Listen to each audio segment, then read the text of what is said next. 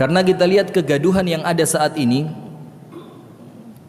dan kita husnudzon, itu bukan dikarenakan kebencian mereka kepada kelompok yang berbeda, tapi karena kecemburuan mereka untuk kemurnian agama Allah. Jadi ketika ada sekelompok, dua kelompok, tiga kelompok yang kemudian mereka saling menghujat, kita husnudzon bukan karena mereka benci dengan kelompok yang lain, tidak, tapi karena niatan mereka untuk menjaga kemurnian agama Allah Subhanahu wa ta'ala. Apabila kita faham, insya Allah bisa diredam. Tapi sayangnya yang muncul sebaliknya, ini memang benci dengan kelompok kami, ini memang memusuhi kelompok kami, kelompok yang itu mesti. Nah, akhirnya setan yang masuk.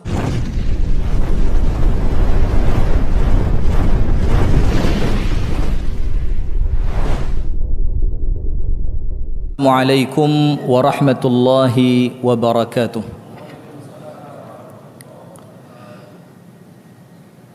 Bismillahirrahmanirrahim. Alhamdulillahi rabbil alamin. Wassalatu wassalamu ala asyrafil anbiya'i wal mursalin, nabiyyina wa maulana wa sayyidina Muhammadin wa ala alihi wa ashabihi ajma'in. أعوذ بالله من الشيطان الرجيم يا أيها الذين آمنوا اتقوا الله حق تقاته ولا تموتن إلا وأنتم مسلمون اللهم إنا نسألك علما نافعا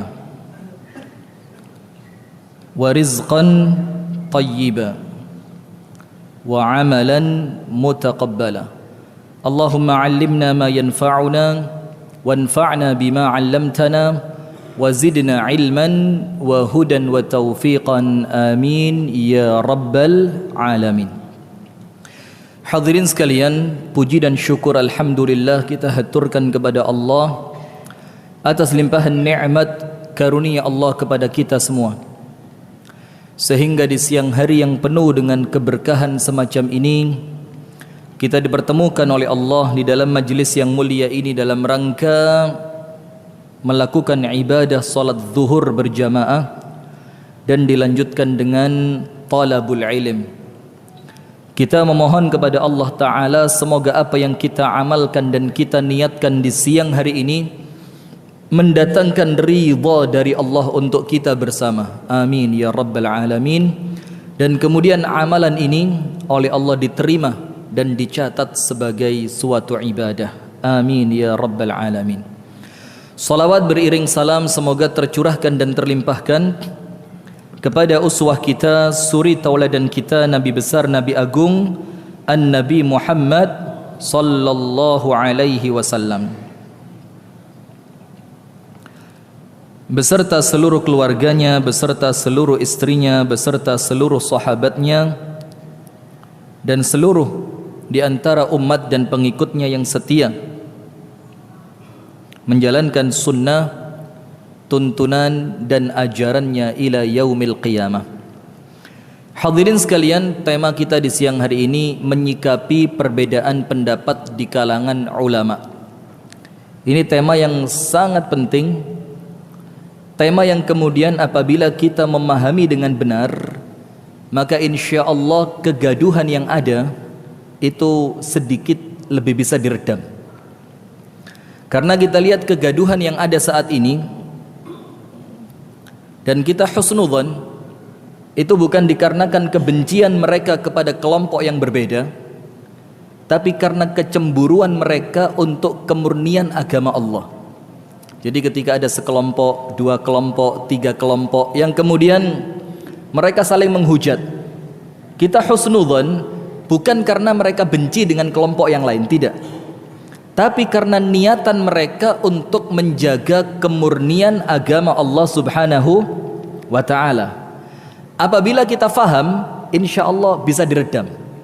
Tapi sayangnya yang muncul sebaliknya, ini memang benci dengan kelompok kami, ini memang memusuhi kelompok kami, kelompok yang itu mesti. Nah, akhirnya setan yang masuk, di mana Rasulullah sallallahu alaihi wasallam bersabda, "Ayyisas syaitanu an ya'budahul musalluna fi jaziratil Arab setan sudah berputus asa, tidak kuat, sudah putus asa setan untuk disembah di Jazirah Arab. Karena setan putus asa dari satu pintu kemaksiatan, setan tidak meninggalkan pintu yang lain. Pintu yang kedua yang direbut oleh setan untuk mengajak kita masuk ke dalam api neraka, menyembah setan tidak mungkin. Maka setan punya cara yang lain. Apa itu? Walakin fit tahrish bainahum. Akan tetapi setan menjadikan permusuhan di kalangan umat Islam, yang dengan bermusuhan itu mereka ada peluang masuk ke dalam api neraka. Hadis ini diriwayatkan oleh Imam Muslim dengan sanad yang sahih. Artinya kita perlu faham, Allah menginginkan kita bersatu, Allah menginginkan kita bersaudara. Rasulullah mempersaudarakan Muhajirin dan Ansor. Apabila kita lebih mengutamakan permusuhan, maka kita tidak mentaati Allah dan Rasulnya, tapi justru mengikuti ajakan siapa? Setan. Kemudian hadirin, yang kita perlu faham, perbedaan pendapat ini merupakan suatu keniscayaan.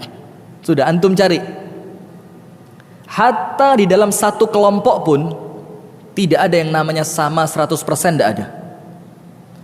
Itulah sampai kemudian terkadang kita bingung, ayo ikut kelompok kami bingung, kelompokmu yang sebelah mana? Ayo ikut kelompok kami, bingung juga, kelompokmu yang sebelah mana? Karena apa? Hatta satu kelompok pun tidak akan pernah selamat dari yang namanya perbedaan pendapat. Allah Ta'ala berfirman di dalam Al-Quran, وَلَا يَزَالُونَ مُخْتَلِفِينَ إِلَّا مَنْ رَحِمَ رَبُّكَ. Dan mereka, yaitu manusia, kata Allah, ini sunnatullah, tidak akan pernah berhenti dari perbedaan pendapat, akan senantiasa berbeda pendapat, kecuali orang-orang yang dirahmati oleh Allah. Maknanya, orang yang dirahmati oleh Allah bukan tidak berbeda, mereka berbeda, tapi kemudian mereka mampu menyikapi perbedaan dengan benar atas rahmat dari Allah. Kita kasih beberapa contoh perbedaan. Abdullah ibnu Abbas berbeda dengan ibunda Aisyah. Bayangin, radhiyallahu ta'ala anha, dua orang sahabat mulia. Abdullah bin Abbas, yang Rasul katakan fahamkan dia agama dan ajarkan tafsir, didoain sama Rasul. Dan istrinya Rasul radhiyallahu ta'ala anha, ibunda Aisyah, berbeda pendapat masalah ketika Rasul Isra wal Mi'raj, mampukah Rasul memandang Allah atau tidak. Akan tetapi lihat, dari perbedaan ini mereka sadar ini bukanlah perbedaan besar yang menjadikan kita harus bermusuhan. Kemudian yang lain, ada satu kisah menarik disebutkan oleh Syekhul Islam Ibnu Taimiyah, menceritakan mengenai kejadian di zaman Al-Imam Ahmad ibnu Hanbal, Abu Abdillah Ahmad ibnu Hanbal rahimahullahu ta'ala. Ada seorang laki-laki di kalangan muridnya Imam Ahmad membawa buku tebal, setebel. Buku ini mulai halaman pertama sampai halaman terakhir isinya ikhtilafal ara ma bainal fuqaha, perbedaan pendapatnya para ahli fikih. Dan ingat, tapi yang berbeda ahli ilmu ya, bukan orang awam semacam kita. Kalau orang awam semacam kita berbeda pendapat, yang seneng orang kafir, kita meramaikan kolom komentar, rame, pro kontra. Antum tahu enggak Facebook ada satu nama yang punya akun Facebook yang namanya itu kesannya Islami banget, Abu titik-titik al Tanah Abangi, satu apa gitu ya, Abu Fulan al Sundawi, macam-macam nama-nama itu.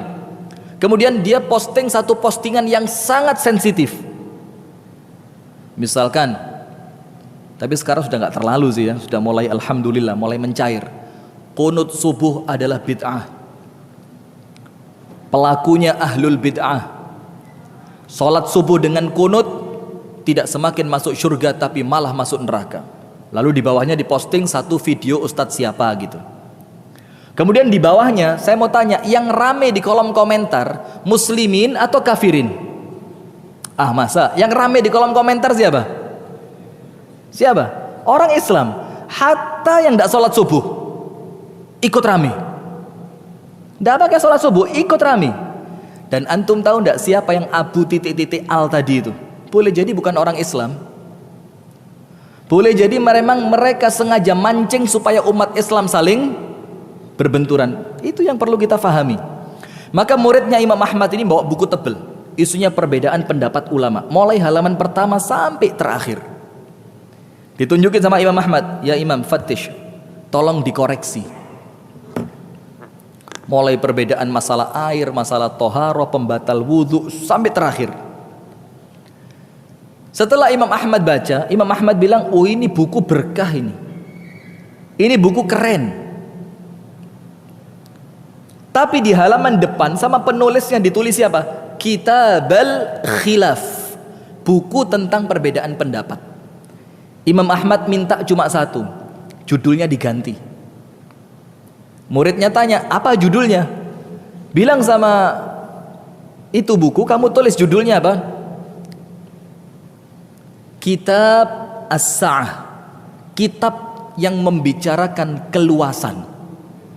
Jadi artinya ketika para ulama berbeda pendapat, di sana kita memiliki keluasan untuk memilih. Selama pendapat itu keluarnya dari lisannya para ulama yang Rabbani, insya Allah kita pilih yang manapun aman, sesuai keadaan kita masing-masing. Sampai Umar bin Abdul Aziz rahimahullahu ta'ala, dia ngomong begini Pak, ini ekstrim, tapi tolong difahami dengan benar. Umar mengatakan begini, Umar bin Abdul Aziz ya, ala wa inni la uhibbu law anna sahabatan nabi lam yakhtalifu. Aku tidak senang, kata Umar, kalau sahabat nabi itu tidak berbeda pendapat. Wih, coba lihat, justru kalau sahabat tidak beda pendapat dia nggak senang. Loh, orang lain dengar kaget, ini ada apa? Bukankah kalau mereka tidak beda pendapat semakin ringan kita, tidak bingung milih? Apa kata Umar? Justru saya senang. Kenapa? Karena kalian bisa pilih salah satu di antara pendapat itu, dan itu tidak keluar dari sunnah. Sehingga ketika munculnya perbedaan pendapat, itu keluasan untuk kita. Jangankan manusia, antum tahu malaikat Allah beda pendapat. Malaikat tidak punya nafsu. La ya'sunallaha ma amarahum wa yaf'aluna ma yu'marun, taat sama Allah. Bagaimana bagaimana malaikat beda pendapat? Antum tahu ada ahli maksiat bunuh orang 99. Sudah tanya sama ahli ibadah, bisa tobat enggak? Enggak bisa tobat, bunuh sekalian, tas 100. Tanya sama ulama yang berikutnya, boleh enggak saya tobat? Dibilang, apa dosamu bunuh 100? Ulama ini mengatakan, wa ma yahulu bainaka wa bainat taubah, tidak ada yang menghalangi kamu dari tobat, tidak ada. Bisa tobat? Bisa. Syaratnya satu, pindah dari kampung kamu menuju kampungnya orang soleh. Kan begitu ceritanya ya. Di tengah jalan apa yang terjadi? Meninggal ini orang. Di tengah jalan meninggal, belum sempat tobat, baru niat. Malaikat rahmat turun, malaikat azab turun. Bayangin Mbak, malaikat rebutan. Malaikat rahmat bilang ini milik saya. Dia meninggalkan kampungnya dalam rangka tobat. Malaikat azab bilang milik saya, belum sempat tobat dan dosanya belum hilang. Tarik-tarik ini malaikat ini. Malaikat yang tidak punya nafsu. Apa yang terjadi? Allah turunkan satu orang malaikat berwujud manusia, yang kemudian menjadi penengah. Malaikat yang kedua, ya malaikat ini mengatakan diukur saja. Kalau lebih dekat ke kampung yang dia tinggal, maka dia milik malaikat azab. Kalau lebih dekat ke kampung yang dia tuju, maka dia milik malaikat rahmat. Diukur, cuma menang 1 jengkal. Dan ini Mbak, sebagian ulama mengatakan apa? Aslinya sama, pas tengah. Tapi Allah membela orang yang niat tobat. Allah katakan dalam hadis yang sahih, Allah bilang sama bumi yang sebelah sana, taqarrabi, mendekat kamu. Allah bilang sama bumi yang sebelah sana, taba'adi, menjauh kamu. Hanya untuk membela satu orang yang baru punya niat tobat. Ketika malaikat ini beda pendapat, Allah selesaikan permasalahannya. Nah, kemudian yang kita perlu ngerti juga, jadi ini intro ya, pembukaan, nanti pengajiannya sampai jam 3 lah kira-kira. Apabila satu masalah itu muncul perbedaan pendapat di zaman ulama madhab, yang kita tahu ada berapa? 4. Yang paling senior Imam Abu Hanifah, punya murid Al-Imam Malik bin Anas, punya murid namanya Imam Syafi'i, punya murid namanya Imam Ahmad.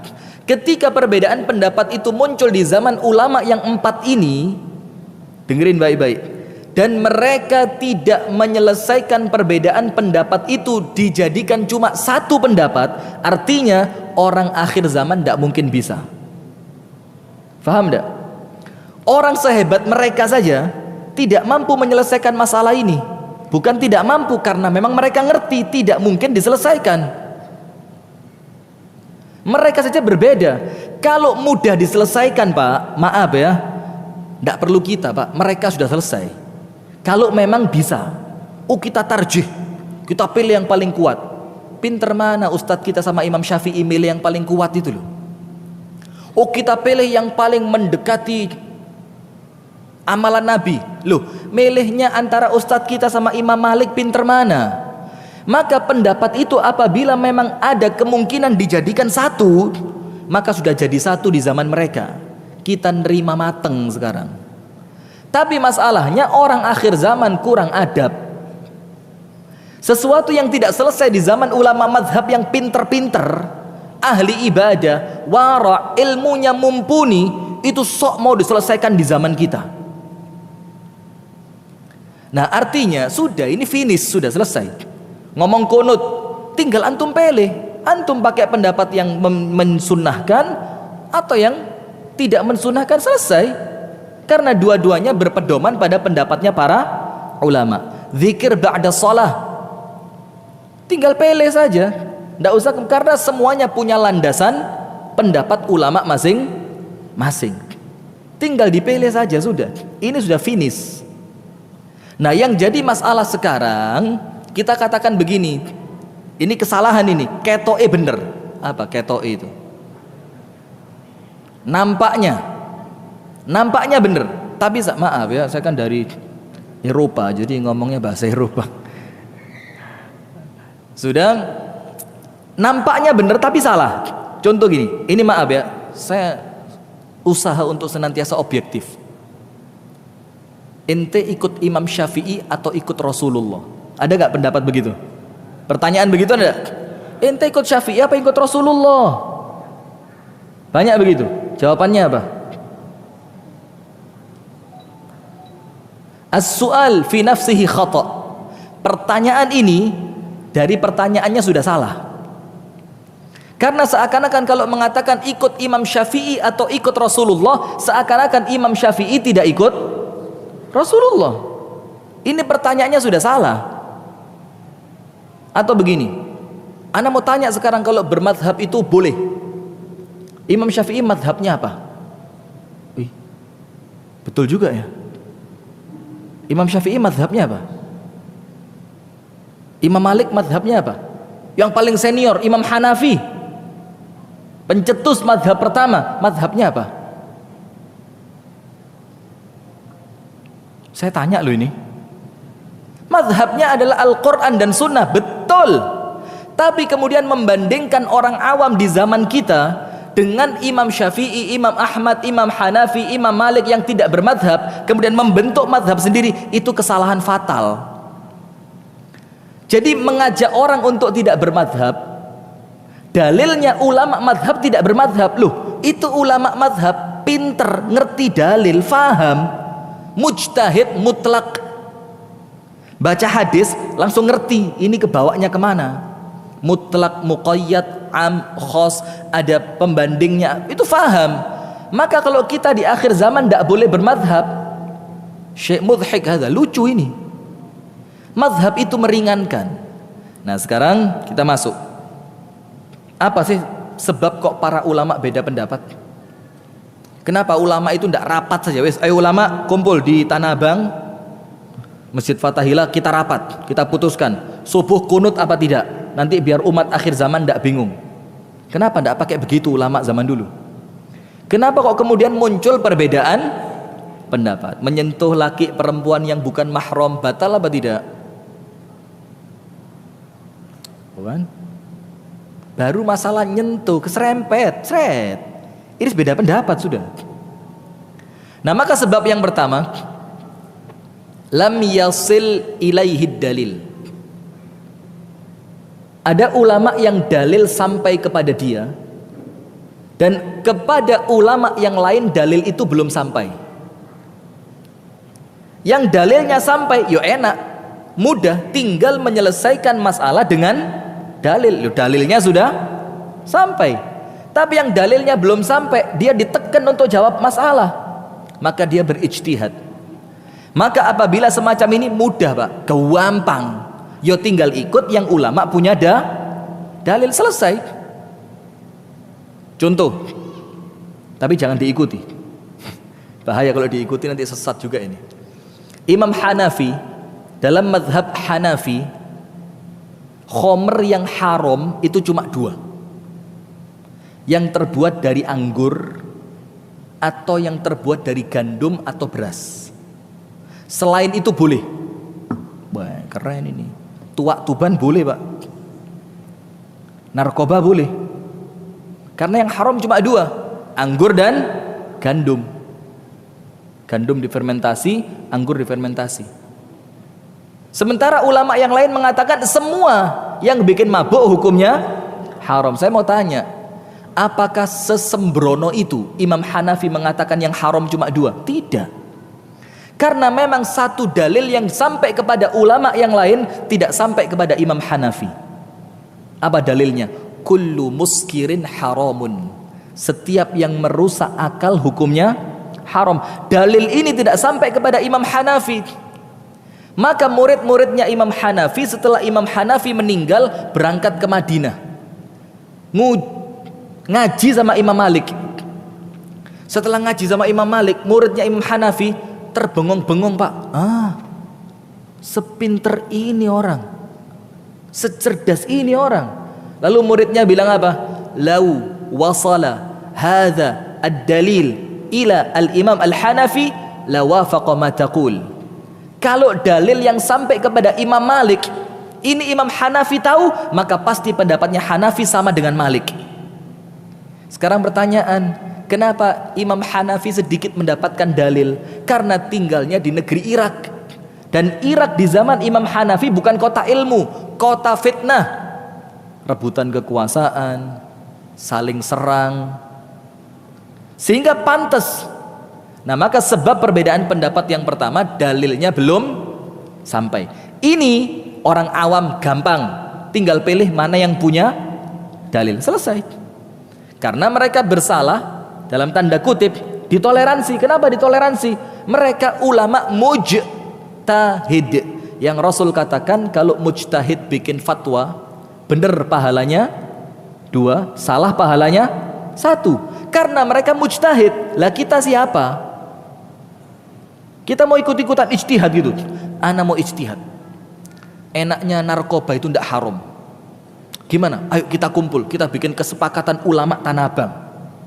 Ngawur ini, tidak bisa. Nah maka contoh yang kedua, ingat Umar Sidak, belusuan, mirip presiden kita, masya Allah ya. Belusuan, mau masuk suatu kampung sama beberapa orang sahabat. Sampai di pintu gerbang kampung dapat berita, inna fihi ta'un, di kampung ini ada penyakit menular namanya ta'un. Masuk pasti ketularan. Umar berhenti, musyawarah. Sekelas Umar musyawarah radhiyallahu taala anhu. Sudah, Umar tanya, "Kif? Masuk, pulang?" Sahabat bilang, "Masuk." Masa Umar takut dengan kematian? Kita jauh dari Madinah sampai sini pulang? Masuk. Yang lain bilang pulang Umar. Kita tidak konyol kita tahu masuk pasti mati kita. Apa yang terjadi hadirin? Antum lihat.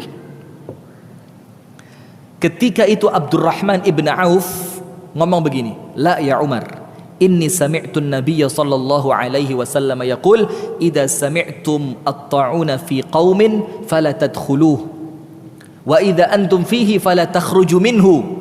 Aku dengar Rasul bersabda, yang artinya apabila kalian mendengar ada penyakit menular di suatu kampung, jangan masuk. Kalau kalian di dalam, jangan keluar. Umar katakan selesai masalah, pulang kita. Kenapa? Sebelumnya mereka berantem, kenapa? Dalilnya belum tahu. Setelah diberitahu dalil, ngikut gak? Ikut, selesai urusan.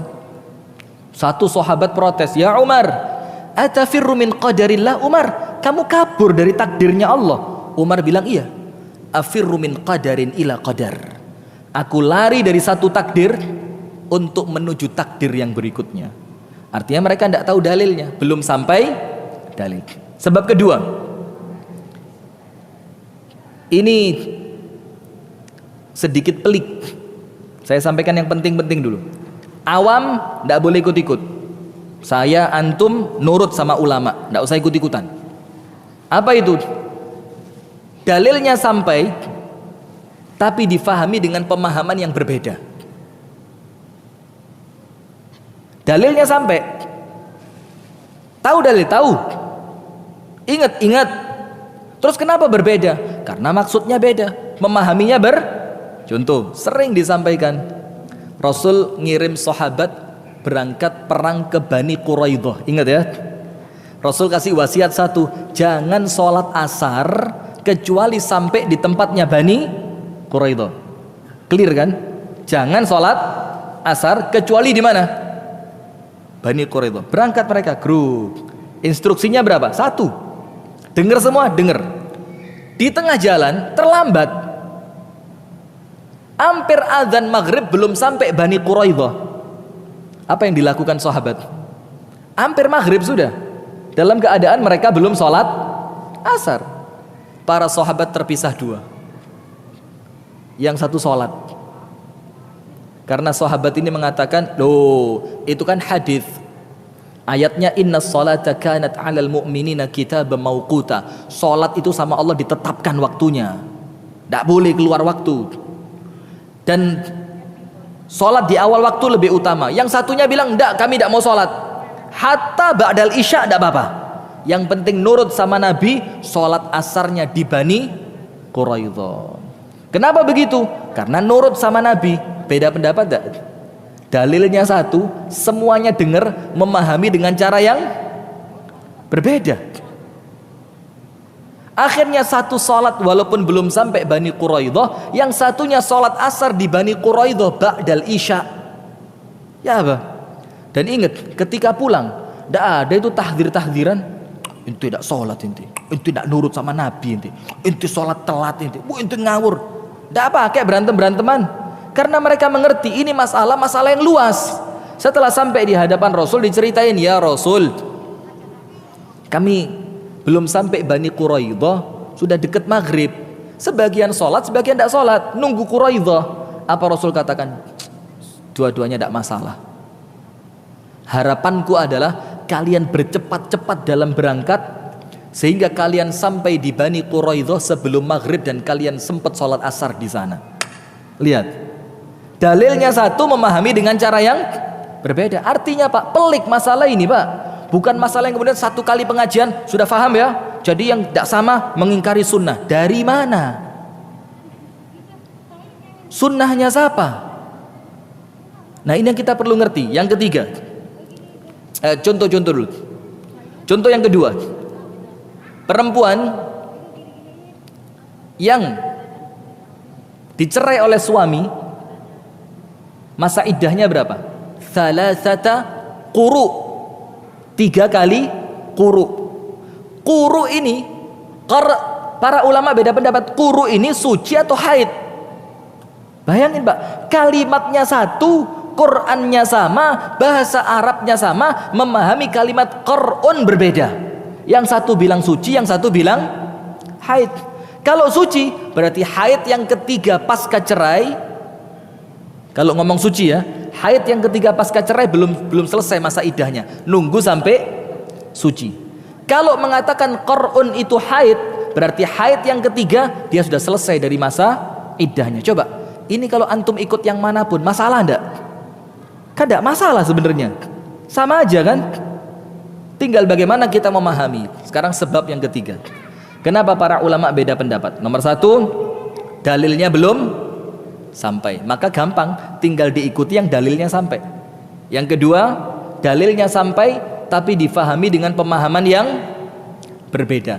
Dan tidak seringan itu Anda katakan, loh tinggal ikuti pendapatnya sahabat. Loh pendapatnya sahabat aja beda kok. Yang ketiga, dalilnya sampai. Kenapa mereka beda pendapat? Berbeda dalam menilai hadis.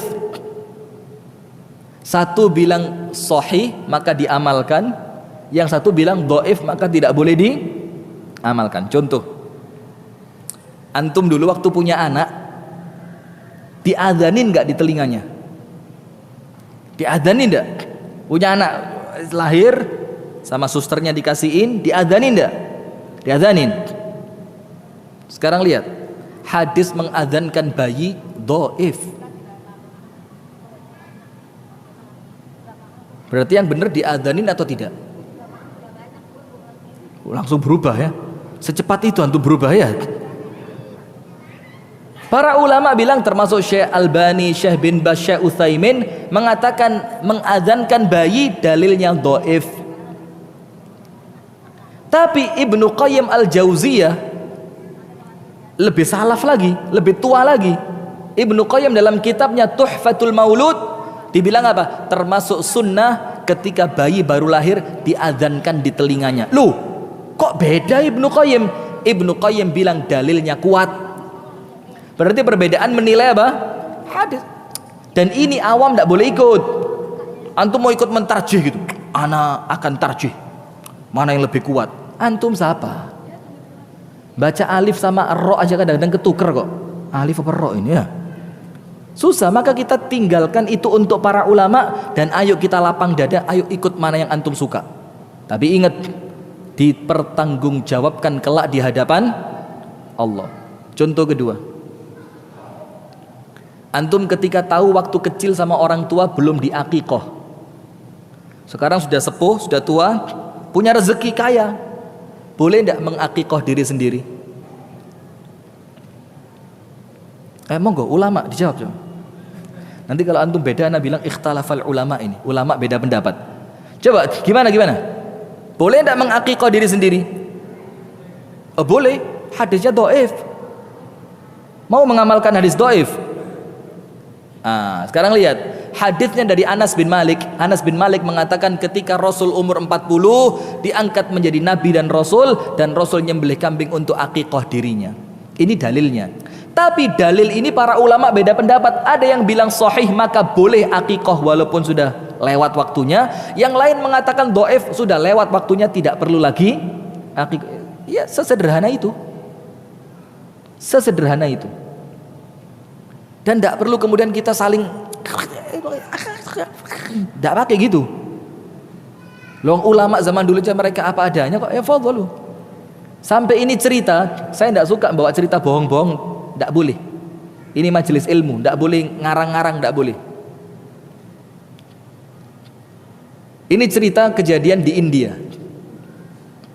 India itu mazhabnya apa? Hanafi rata-rata ya. Dan salah satu yang paling kelihatan, kalau sholat jahar, maghrib, isya, subuh, makmum itu aminnya pelan. Imam mengatakan ghairil maghdubi alaihim waladdallin.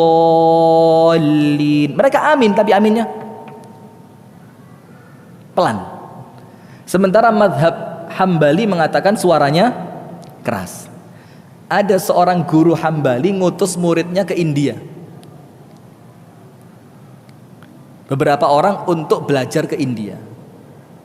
Guru yang di India tahu temennya ngirim murid, lihat hormatnya, ngomong sama murid-muridnya yang Hanafi, ini kita kedatangan tamu Hambali dan mereka aminnya keras. Biar mereka nanti tidak malu karena mereka mengeraskan sendiri, nanti maghrib aminnya kita keraskan. Menghormati siapa? Tamunya, karena mereka ngerti ini bukan masalah besar. Ukhuwah jauh lebih besar. Sudah. Yang Hambali dinasehati sama gurunya, ingat loh ya, kamu ke Hanafi loh ya. Dan di sana aminnya pelan. Maka jangan sampai kamu ngerusak. Maka kalau sampai sana sholat jahar, jangan keraskan aminmu. Siap guru. Berangkat ketemu sholat maghrib. Imam bilang ghairil maghdubi alaihim waladdallin. Yang Hanafi keras, yang Hambali diem. Lu kok kuali? Bingung mereka, kenapa? Saling menghormati. Karena mereka mengerti ini bukan masalah besar. Nah, terakhir, kenapa terjadi perbedaan pendapat? Dalilnya ada, tapi lupa. Manusiawi tidak lupa? Manusiawi. Ulama juga bisa lupa. Ustadz juga manusia gitu ya. Ustadz juga manusia, biasa lupa. Contoh begini. Umar bin Khattab berjalan bersama Ammar sampai tengah padang pasir, istirahat tidur. Bangun pagi, tidak ada air. Subhanallah, dua-duanya junub, mimpi. Jangan tanya loh, kok bisa bareng? Tidak usah tanya. Pokok intinya begitu. Jangan sampai, wah ini ada apa-apa ini. Tidak usah. Dua-duanya apa? Junub. Sallallahu alaihi. Tidak ada air. Mau sholat subuh. Umar bilang apa? Saya tunggu sampai ketemu air. Ammar bilang, tidak boleh. Subuh waktunya pendek. Telat sholat subuh, bahaya ente. Akhirnya Ammar tayamum. Tapi tayamumnya ekstra. Kalau tayamum biasa hadas kecil, ini hadas besar. Maka tayamumnya kayak kucing mandi. Gulung-gulung di pasir, rambutnya disiram-siram, selesai. Sholat Ammar. Umar nunggu air. Kapan sholatnya Umar? Beberapa waktu sebelum zuhur. Tapi ketemu air, dia mandi, wudhu, sholat subuh sekalian zuhur. Sampai di Madinah diceritain sama Rasul. Rasul, Umar sholat subuh, zuhur. Wih, laporan dia. Ganti Umar lapor. Ammar ya Rasul, tayamum kayak kucing katanya. Gulung-gulung, kan tayamum begini aja. Nah, dia kayak kucing. Ammar bilang, oh iya itu kan hadas kecil, ana hadas besar. Tayamumnya harus besar. Apa Rasul bilang? Dua-duanya salah. Loh ya apa? Kan repot kalau begini. Wis terlanjur ngotot, dua-duanya salah. Apa Rasul katakan? Yakfikuma at-tayammum. Kalian berdua cukup tayamum biasa. Selesai kan? Umar dengar, Ammar juga dengar. Cukup apa? Tayamum. Suatu hari di zaman khilafah Umar, kekhilafahan Umar, ada kasus yang sama percis. Laki-laki tanya Umar, minta fatwa. Apa itu? Saya junub, tidak ketemu air di tengah padang pasir. Saya tayamum atau nunggu air? Umar bilang nunggu air. Ammar ada di situ. Loh, waduh Umar, gimana bisa lupa kisah indah kita berdua ini? Kok lupa dia? Gimana Umar ini? Si Ammar minta izin, ya Rasul, ya Umar, izinkan kalau boleh aku yang mau jawab. Ini adab Pak. Umar bilang, jawab. Ceritalah si Ammar, dulu saya pernah kejadian seperti kamu. Dan waktu itu seingat saya sama Umar, tapi tidak tahu kok Umar lupa. Rasul katakan cukup apa? Tayamum. Artinya ketika lupa dalil, fatwanya berbeda enggak? Berbeda. Ketika ingat dalil, balik kemana? Ya balik ke dalil. Nah sekarang sikap kita bagaimana? Jadi ngerti kan? Jadi beda pendapat itu perkara yang sangat rumit Pak. Tidak bisa kemudian duduk di majelis taklim, kita ambil mazhab, kita ambil pendapat yang paling kuat. Kuat menurut siapa? Saya kasih nasihat sama Anda ya, gini. Anda nanti malam buka fikih Syafi'i tentang sholat subuh sunnah dengan kunut. Terutama yang biasanya tidak pernah kunut, mulai lahir sampai tadi subuh tidak pakai kunut. Nanti malam silakan baca buku Syafi'iyah. Saya yakin besok subuh langsung kunut. Yakin saya. Kenapa? Tidak semudah itu Anda mentarjih itu. Ya meyakinkan dalilnya mereka. Seperti nonton ILC itu, tahu ya? Ketika si A ngomong bener ini, Nanti dibantah sama B, loh kok beneran B ya? Nah itu ILC itu, tidak ada hasil. Gitu tok, betul tidak? Sudah. Dan sebaliknya, yang biasa mulai kecil lahir subuhannya kunut, sampai tadi subuh kunut, nanti malam baca buku Hambali, insya Allah saya yakin besok subuh ditinggalkan kunutnya. Itu menunjukkan apa Pak? Tidak seringan yang Anda bayangkan. Masalah ini masalah yang rumit. Ini ranahnya, medannya para ulama. Kita sebagai umat semacam ini cukup, ayo monggo tunjukkan sama umat, saya pakai pendapat yang ini, tunjukkan dalilnya ini, tapi ada pendapat yang lain, dalilnya ini. Untuk kalian silahkan mau pilih yang mana. Itu namanya amanah ilmiah. Amanah ilmiah itu apa? Sampaikan semua pendapat yang ada. Sampai Ibnu Taimiyah mengatakan termasuk tidak amanah ketika engkau hanya menukilkan satu pendapat yang mencocoki kelompokmu saja. Itu tidak amanah. Akhirnya muridnya terbiasa dengan satu pendapat, ngelihat orang yang berbeda, gigi taringnya keluar, kayak ngelihat orang kafir jadinya. Kenapa? Gurunya tidak mendidik dengan keluasan berpikir. Maka tunjukkan, harus punya prinsip. Ingat tuh ya, karena yang jadi masalah juga sekarang apa? Ketika gembar-gembor ukhuwah, kita lihat beberapa ustadz kehilangan prinsip. Akhirnya semua jadi boleh.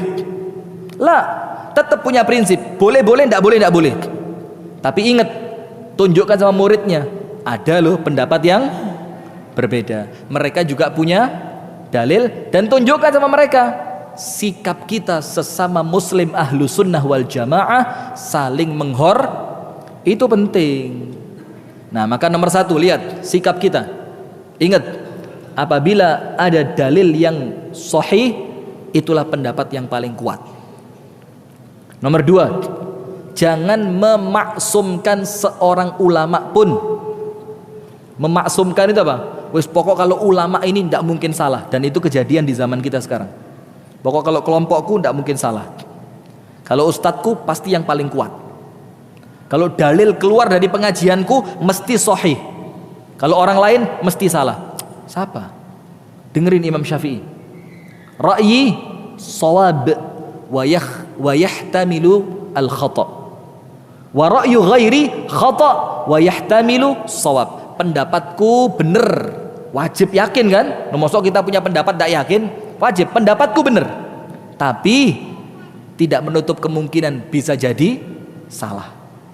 Diajarkan sama muridnya, dan pendapat selainku salah, tapi ingat, tidak menutup kemungkinan benar. Artinya tidak ada seorang ulama pun yang maksum, tidak punya salah. Ya ada tergelincirnya. Sampai ada beberapa pendapat yang dianggap nyeleneh dari ulama besar.